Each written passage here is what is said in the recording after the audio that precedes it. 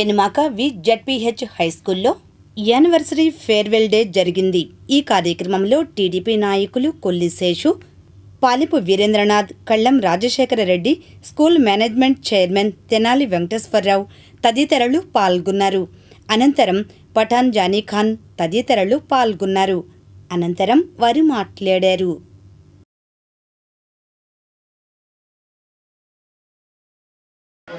ఈ వందే మాతరం జిల్లా పరిషత్ ఉన్నత పాఠశాల ప్రధానోపాధ్యాయుడిని.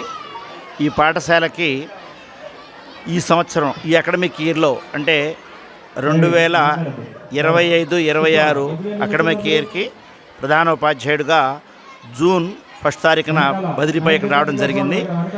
ఈ పాఠశాల ప్రస్తుతం విద్యార్థుల సంఖ్య 625 మంది ఉన్నారు. ఉపాధ్యాయులు 26 మంది రెగ్యులరు, ఒకళ్ళు అవుట్సోర్స్ ఉపాధ్యాయులు మరియు 3 నాన్ టీచింగ్ స్టాఫ్ ఉన్నారు. ఈ పాఠశాల ప్రతి విషయంలోనూ చాలా ముందడుగులో ఉంటుంది. అకాడమిక్ సైడ్ కానీ స్పోర్ట్స్ సైడ్ కానీ ఏ విషయంలో అయినా సరే మాకు ఈ గ్రామం యొక్క పెద్దలు ఎప్పుడూ కూడా మాకు ఏ అవసరం వచ్చినా సరే మాకు వాళ్ళు సహాయ సహకారాలు అందిస్తూ ఈ పాఠశాలకు అనేక విధాలుగా సహాయ సహకారాలు అందజేస్తున్నారు. వారికి ధన్యవాదాలు తెలియజేస్తున్నాను. పెనుమాకలోని ఈ వందే మాతరం స్కూలు ప్రారంభించి 76 సంవత్సరాలు అయింది. ఎంతో చరిత్ర గల ఈ స్కూలుకి జిల్లాలోనే పేరుకు పొందిన ఒక గవర్నమెంట్ స్కూలుగా, అలాగే కాన్స్టిట్యున్సీలోనే ఇంత పెద్ద గ్రౌండ్ ఉన్న స్కూల్ కూడా ఎక్కడా లేదు.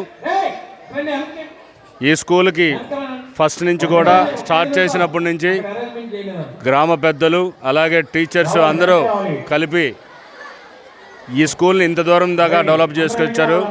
రాబోయే రోజుల్లో కూడా నారా లోకేష్ బాబు గారి స్ఫూర్తితో, విద్యాశాఖ మంత్రి గారి ఆశీస్సులతో ఈ స్కూల్ని ఇంకా డెవలప్ చేసే విధంగా మేమందరం కూడా తోడ్పడతానని ఈ సందర్భంగా తెలియజేసుకుంటున్నాం. బాలబాలికలైతే నిన్న ఎక్కడ మనం రిపబ్లిక్ డే పరేడ్లో చూసిన విధంగా ఈరోజు ఇక్కడ వాళ్ళు కూడా చేయటం జరిగింది. ఈ విధంగా తీర్చిదిద్దిన ఉపాధ్యాయులకు హృదయపూర్వక ధన్యవాదాలు తెలియజేస్తున్నాం.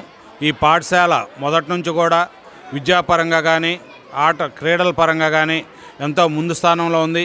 గతంలో రాష్ట్ర స్థాయి ర్యాంకు కూడా రావడం జరిగింది. ఇదే విధంగా అనంత శివ గారు గతంలో కూడా పనిచేశారు. ఇప్పుడు కూడా మా విద్యార్థులందరూ మరి మెరుగైన ఫలితాలు రావటం కోసం కృషి చేస్తూ మిగిలిన టీచర్లు కూడా దానికోసం తోడ్పడుతూ అందిస్తూ ఉన్నారు.